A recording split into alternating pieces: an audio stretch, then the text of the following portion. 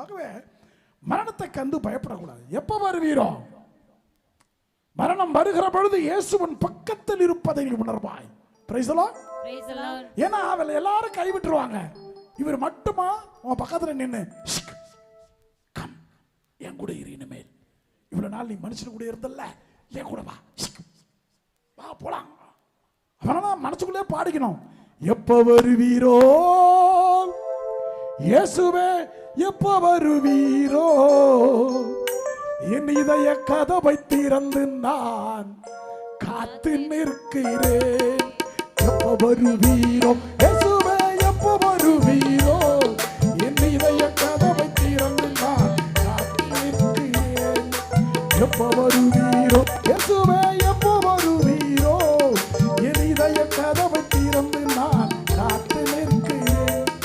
பிரியமே மணவாளனே, உன் வருகைக்காய் எதிர்பார்க்கிறேன். பிரியமே மணவாளனே, உன் வருகைக்காய் எதிர்பார்க்கிறேன். என் நேசமே, நேசமே, என் இன்பமே, என் தஞ்சமே, என் உயிரே, எப்ப வருவீரோ இயேசுவே, எப்ப வருவீரோ, என் இதய கதவை திறந்து நான் காத்திருக்கிறேன்.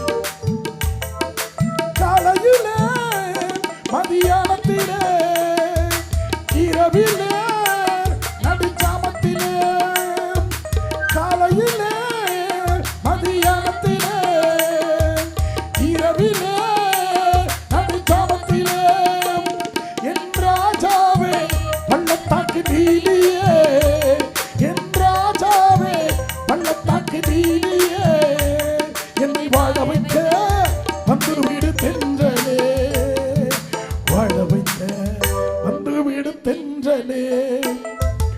எப்ப வருவீரோ இயேசுவே, எப்ப வருவீரோ, என் இதய கதவை திறந்து நான் காத்து நிற்கிறேன். மரணம் ஓகே, அந்த மரணத்துக்கு அர்த்தம் சேர்க்கிற வகையில நம்ம வாழணும் அப்படின்றது தான் அந்த புனிதர்களுடைய விழா. The death should have its own meaning. சும்மா செத்து போக கூடாதுங்க, சும்மா செத்து போக ஆக்சிடென்ட்ல செத்துற கூடாது. மரணத்துல 2-3 வகை இருக்கு. இயற்கை எய்தினார் அப்படின்னா என்ன?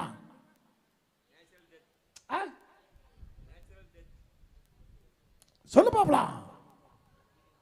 இயற்கை எய்தினார் அப்படின்னா என்ன? அவர் வாழ்ந்து முடிச்சு வயசாய் போய் செத்தார். நேச்சுரல் டெத் அப்படின்வாங்க, இயற்கையான ஒரு மரணம். அகால மரணம். அப்ப உங்களுக்கு என்ன மரணம் வேணும்? உங்களுக்கு என்ன மரணம் வேணும்? இப்ப அதை சொல்றது கூட பயப்படுறீங்க பாவிகளா. இன்னும் 20 வருஷம் இருப்பீங்க, கவலைப்படாதீங்க. சின்ன பொண்ணெல்லாம் நினைக்குது இன்னும் 20 வருஷம் மட்டும் தானா, அதுக்கு மேல கஷ்டப்படுவிடி பாவி. ஆக இருக்கிற வரைக்கும் நான் மகிழ்ச்சியா இருக்கணும்னா, மக்களே என்னால் சில பேர் வாழ்ந்தாலே போதும், நீ மா மனிதன்.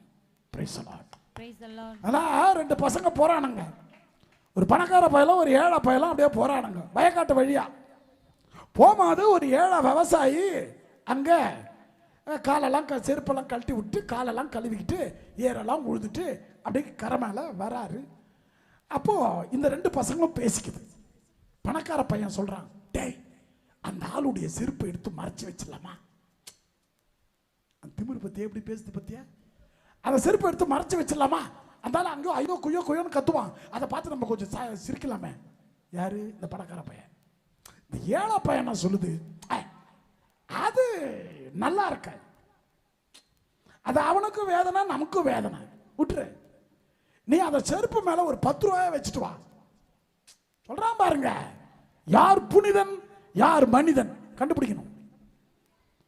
என்ன 10 ரூபாய் வச்சுட்டு வா, ஏன் பிரச்சனையே கிடையாது. அந்த விவசாயி வந்தான், செருப்பு போடுறதுக்கு பார்த்தான், 10 ரூபா இருக்கு. அத்தாடி சுத்தி முத்தி பார்ப்போம்ல, நம்ம கீழே காசு கிடைச்சாலாம் பண்ணுவீங்க முதல்ல. அப்பதான் அவன் திருடன்றதே ஞாபகம் வரும். கீழே கிடந்தா எடுத்துட்டு போ. பட் அதுக்காக உன் பார்வையை மாத்த போறேன். போலீஸ் வந்தா கூட சந்தேக கேஸ்ல உன்னதான் பிடிப்பேன் முதல்ல. நம்ம பார்வை மாறும் இல்லையா? ஒண்ணு இல்ல, இந்த சின்ன பசங்களை ஒரு 4 தடவை திருநியா திருநியா திருநியா அப்படின்னு கேள, அவன் திருடி இருப்பான். நீ போட்ட மிரட்டிலே அவன் என்ன பண்ணுவான்? இல்ல இல்ல இல்ல சொல்லுவானா? உன் புத்தி தானே அவனுக்கும் வரும். அதை அப்படியே கரெக்டா பாக்குறான். அவன் 10 ரூபாய வச்சுட்டான். அப்படியே சுத்தி சுத்தி பார்த்துட்டான். ஆண்டவரே, எந்த புண்ணியவானோ என் டீ செலவுக்கு காசு வச்சிருக்கிறான், ரொம்ப நன்றி ஆண்டவர், அந்த புண்ணியவான் நல்லா இருக்கட்டும். இந்த செய்தி, இந்த வார்த்தை அந்த மகனுக்கு காதில் விழுகிறது. அப்ப அந்த ஏழை மாணவன் சொல்லுகிறான், பத்தியா, ஒரு சின்ன செயல் உன்னை புண்ணியவானாக்கியது. ஒரு சின்ன 10 ரூபா உன்னை புண்ணியவானாக்கியது.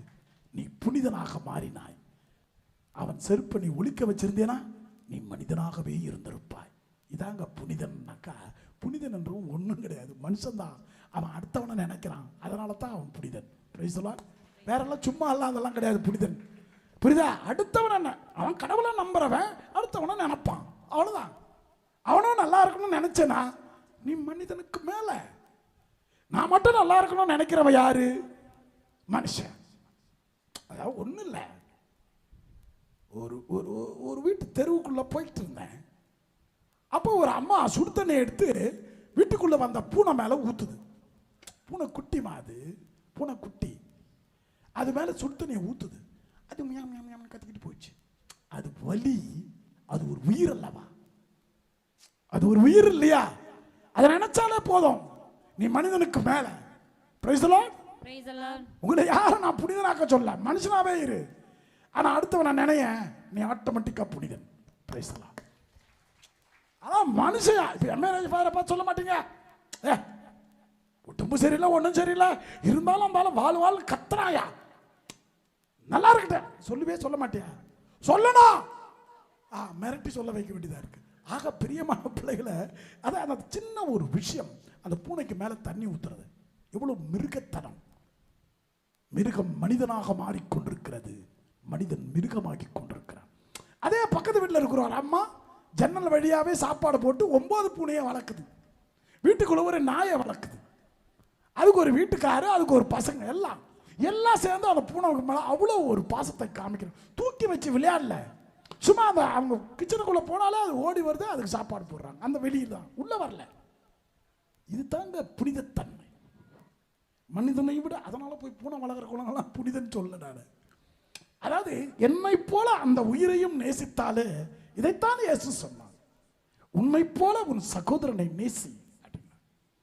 அது நேசிச்சா நீ பெரிய ஆளு. நேசிக்கிறது ரொம்ப கஷ்டம்.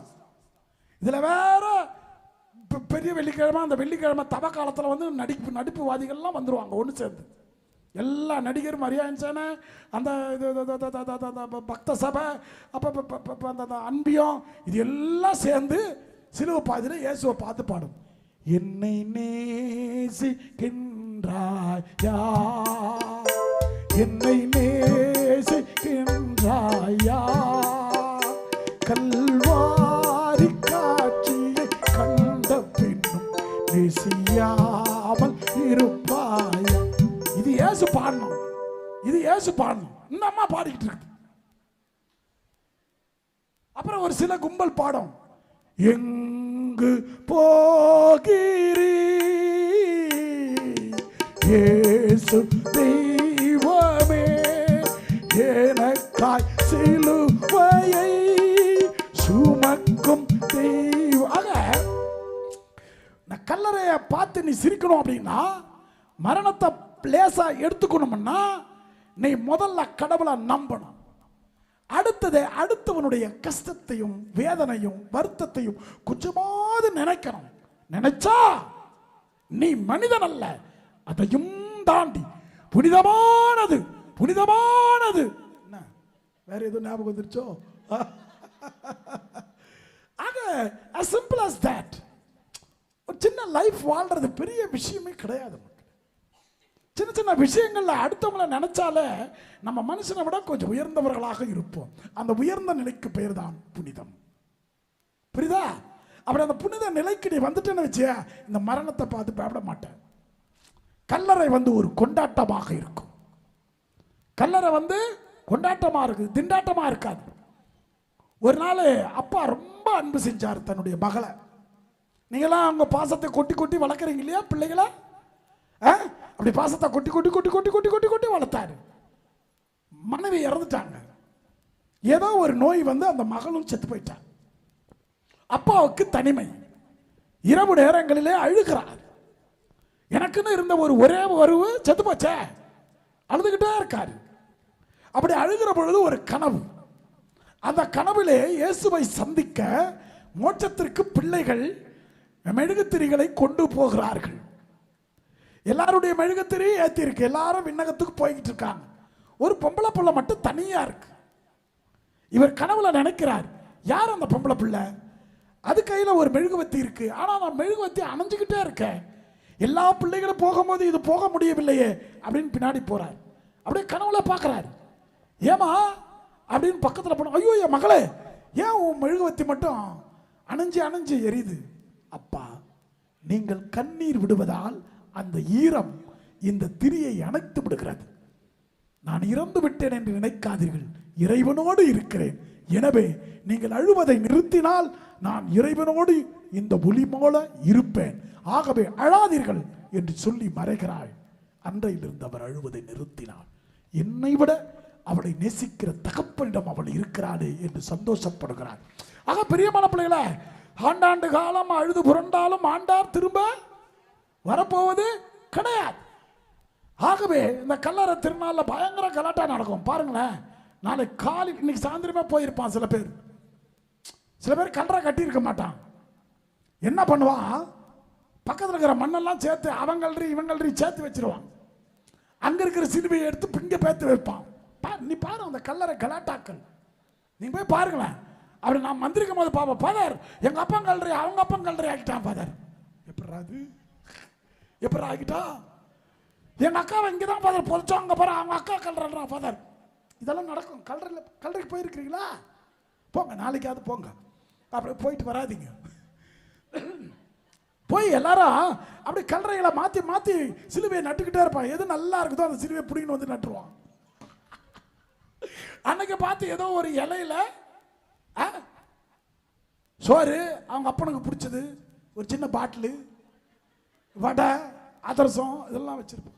எனக்கு மந்திரிக்கும் போது எனக்கு கையில கொடுத்தாலும் தின்னு இருக்கலாம், இலையில வச்சு தீத்தாடை செத்து போனவன் என்னைக்குடா சாப்பிட்டாடு, ஏன்டா அப்படி பண்றீங்க? எங்க அப்பாவுக்கு அதெல்லாம் அவங்க அப்பனுக்கு பிடிக்கும்னா அவர் உயிரோடு வாழ்ந்தப்ப செஞ்சிருக்கணும்டா, செத்த பிறகு வச்சுட்டு போறியடா. அப்படி ஒரு கோபமே வரும் எனக்கு. இல்லாத ஒரு 2 பேருக்கு கொடுத்துருக்கலாமே. ஆக மரணம் நமக்கு சொல்லித் தருகிற பாடம் நம்பிக்கை. முதல்ல நம்பணும். என்னது? மரணத்தால் என் வாழ்க்கை முடியாது, உயிர்ப்பு தான் என் வாழ்க்கையாக மாறும். Price the Lord. சும்மா சாகடிக்கிறதுக்கு போய் கடவுள் உன்னை வச்சிருப்பாரா? சாகடிக்கிறதுக்காக உன்னை மனுஷன் அந்த உலகத்தில் பறக்க வச்சிருப்பாரா? நம்ப முதல்ல ஆண்டவரை.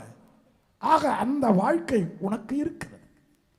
அந்த வாழ்க்கையில் ஆண்டவர் நம்பிக்கையோடு உன்னை வாழ வைப்பார் என்று நம்பு. 2வது, இந்த மாநகரத்தில் நம்ம செய்ய வேண்டியது ஜபம், பூசைகள். இந்த மாதிரி மாதா கோயிலில் அந்தோனர் கோயிலுக்கு போயிட்டு ஜபம் பண்ணணும். அவங்களுக்காக அவங்க உங்க கூட வச்சிங்க ஆண்டவர், அவங்க உங்க கூட இருக்கட்டும் ஆண்டவர், அவங்க உங்க கூட சந்தோஷமா இருக்கட்டும். உலக வாழ்க்கையில் ரொம்ப கஷ்டப்பட்டாங்க ஆண்டவர், அவங்க நல்லா இருக்கட்டும் உங்க கூட சொல்லி ஜபம். 3வது, இறந்தவர்களை நினைத்து ஒரு சில பேருக்காவது உணவு கொடு. Price the Lord. இல்லையா? உணவு கொடுக்கணும். காக்காய்க்கு சோறு வைக்கிறது இல்ல. மனுஷால ஒரு ஏழை எளியவனை கண்டுபிடிச்சு அவனுக்கு துணி வாங்கி கொடு, சாப்பாடு கொடு, தான தர்மங்களை செய். இறந்தவன் இறைவனோடு வாழ்வான். Price the Lord. தான தர்மங்களை செய். அவங்கள நினைச்சு, எங்க அப்பாவுக்காக 2 புடவை இந்தா வச்சுக்கோ, எங்க அப்பனுக்காக இந்தா 2 வேட்டி வச்சுக்கோ, இந்த ஒரு 2 வீட்டில் சாப்பாடு இருந்தா போ, 2 நாளைக்கு நாங்க சாப்பாடு ஆக்கி தரோம் போ. அன்னதானம் பிரதானம். ஆகவே தான் மரணத்துக்கு ஒரு அர்த்தம் கொடுக்கும் பிரியமானது. சும்மா போட்டோவை தூக்கி வச்சுக்கிட்டு எப்ப பார்த்தாலும் எங்க அப்பா நினைப்பே வருது. வந்தா என்ன பண்ணுவேன்? இல்ல வந்தா என்ன பண்ணுவேன்? அதனால வாழும்போது பாவம் இழுத்துட்டு கிடந்தான போனியா எங்கள் வீட்டுக்காரர் விடலைன்னு சொல்லிட்டு உட்காந்துதில்ல. இப்போ எங்கள் அப்பா எப்படியெல்லாம் வளர்த்தார், இன்னும் எப்படியெல்லாம் வளர்த்தார். ஆடு மாடா நீ வளர்க்குற மாதிரி தான் வளர்த்துருப்பாரு. சும்மா செத்த பிறகு அவன் புகழ் பாடக்கூடாது. இதுதான் செய்யணும். ஒன்று நம்பணும், ஒன்று ஜெபம் பண்ணணும், 3 தான தர்மங்களை செய்யணும். அப்பொழுதுதான் அவருடைய மரணத்திற்கு ஒரு அர்த்தம் இருக்கு. நாளைக்கு காலையில் போய் ஏதாவது சாமந்தி பூ, வாடின பூ, இந்த அந்த பூ தான் வாங்கி வைக்கிறான். அந்த பூவில் ஒரு மாதிரி பூ இருக்குமே, இதே பரவாயில்ல ரோஜா பூ வச்சுன்னு இருக்குது. இதே பரவாயில்ல தலையில் ரோஜா பூ வச்சிருக்குது. அங்கே வைக்கிறது என்ன பூ? இந்த மஞ்சளான பூ இல்லை, இந்த மஞ்சள் பூ. இது ஒரு 4, அது பேர் என்ன? செவந்தி பூவா? சாமந்தி பூ, சாணி பூ. அது ரொம்ப விலை கம்மி இல்லை, பிச்சு போடுறதுக்கு வசதியாக இருக்கும். தயவு செஞ்சு நான் செத்த பிறகு யாராவது என் கல்லறைக்கு சாமந்தி பூ வச்சுங்க, கல்லறையில் எந்திரிச்சு மண்டையில் பொட்டுன்னு போட்டு செத்துருவேன். புரியுதா? எனக்கு எல்லாம் ரோஜா பூ மாலையா வேணும். போயா கல்லி லில்லியா மூஞ்சி பத்தி அதுக்கு. ஆக பிரியமான பிள்ளைகளை, கொஞ்ச கால வாழ்க்கை இது, கொஞ்ச கால வாழ்க்கை. அஞ்சல் காரன் ஓட்டத்தில் அதிவேகமான வாழ்க்கை, அதிவேகமான வாழ்க்கை. நல்லா கைத்தட்டி பாடணும்னா சங்சக். கொஞ்ச கால வாழ்க்கை இது, கொஞ்ச கால வாழ்க்கை. அஞ்சல் காரன் ஓட்டத்தில் வேகமான வாழ்க்கை, அதிவேகமான வாழ்க்கை. கொஞ்ச கால வாழ்க்கை இது, கொஞ்ச கால வாழ்க்கை. அஞ்சல் காரன் ஓட்டத்தில் அதிவேகமான வாழ்க்கை. ஆசம் இருந்தாலும் நிலையில்லை, பகல் வேஷம் போட்டாலும் சுகமில்லை.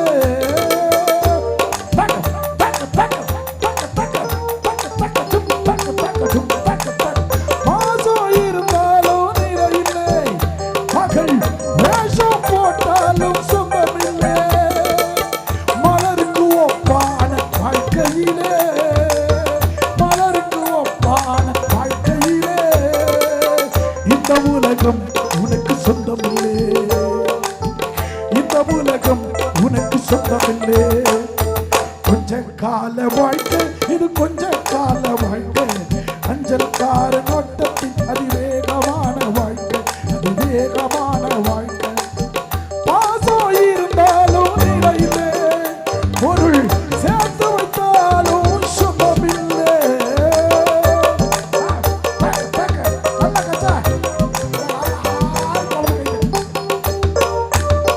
எவ்வளவு சீரியஸா பாடுறேன் கொஞ்ச கால வாழ்க்கைன்னு.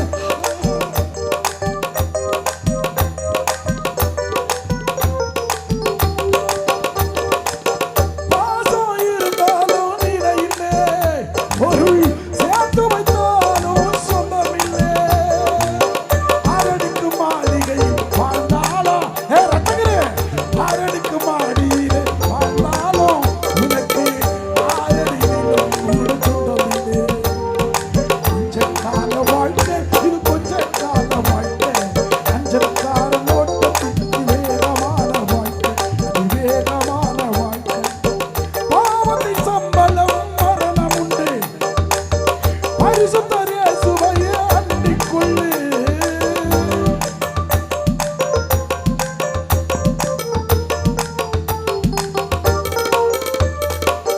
பாவத்தின் சம்பளம் மரணம் உண்டு, பரிசுத்த இயேசுவை அண்டிக் கொள்ளு.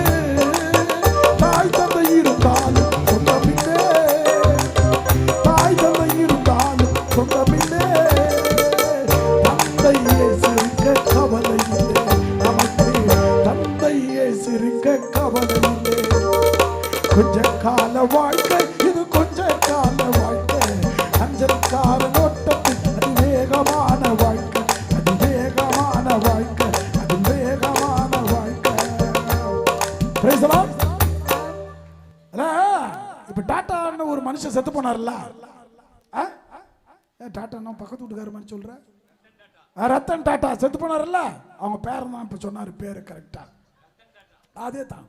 ரத்தம் வர போது இப்போ உனக்கு ரத்தன் டாட்டா அவரு அவரை இப்போ எல்லாரும் என்ன சொல்றாங்க, ஏழைகளின் கடவுள் அப்படின்றார். நம்ம மரணம் சாதாரணமா இருக்கக்கூடாது. அதுல ஒரு அர்த்தம் இருக்கணும். நம்மளுடைய மரணத்துல there should be meaning in your death. சும்மா எரும மாடு வாழ்ந்துச்சு போச்சு செத்துச்சு குட்டி போட்டுச்சு பால் கொடுத்துச்சு செத்து போச்சு, இதெல்லாமா வாழ்க்கை? இப்ப இயேசுநாதரை 2000 வருஷமா நினைச்சுக்கிறான்ல. சத்திய வேதம் நின்று நிலைத்தது தாரணி மீதினிலே, எத்தனை உண்மைகள் வந்து பிறந்தது இயேசு பிறந்ததிலே. அதனால நீ செத்தா அது ஒரு வரலாறா இருக்கணும். அது பேர் தான் உயிர்ப்பு. நீ செத்தும் வாழ்ந்து கொண்டிருக்க வேண்டும்.